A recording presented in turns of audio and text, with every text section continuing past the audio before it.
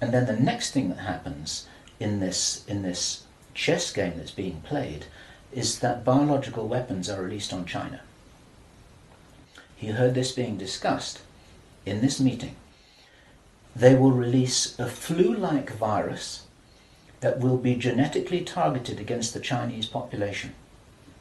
It's racially targeted against the Chinese people. It's designed to spread like wildfire and to knock out a large number of the Chinese people. And these people in this meeting were laughing about this. They said, China will catch a cold. Those were their words. China will catch a cold. And they were laughing about the fact that these biological weapons will wreak havoc among the Chinese population. And after that, then what effectively will be a kind of plague will actually spread right across the world to the West as well. Our source was not clear whether this was a Chinese retaliation or whether the thing would just spread out of control in the way that it would be very understandable if it did, whether it's racially targeted or not. These things actually mutate. And last year we heard President Obama talking about how he wanted to have a sort of national guard at home in America ready to handle this kind of thing. There are a lot of indicators that this is being set up. So now you've got a situation where there's been a limited nuclear war in the Middle East.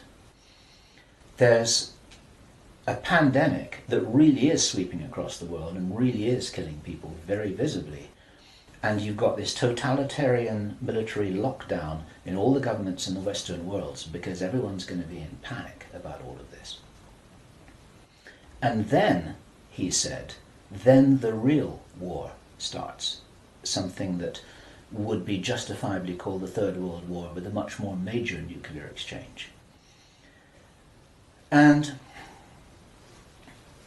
at this point, I asked him, is this just about population reduction? What is this about? Why are they doing this? He said, absolutely, it's about population reduction. So I said, well, in this meeting, did they mention any figures? And he said, yes, they did, 50%. Half the world's population. This is planned as per the Georgia Guidestones. For those of you who don't know what the Georgia Guidestones are, it's a stone monument in Georgia in America that was erected anonymously a number of years ago. It's in 8 languages, and it's like an Illuminati manifesto for a new world, as it were. And just hold that thought about this being a manifesto for a new world. This is an important concept here in what I'm presenting.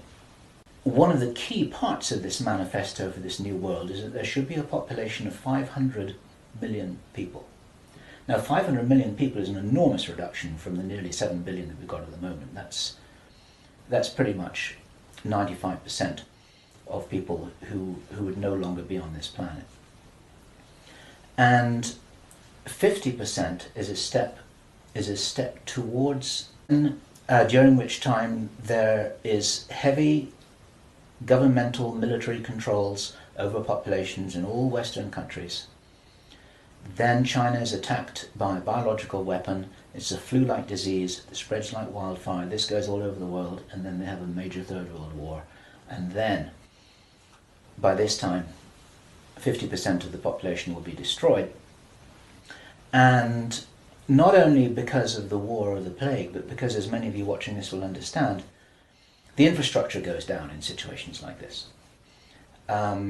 There's no food in the supermarkets, there's no gas in the pumps, the telecommunication goes down, there may not even be water coming out of the taps.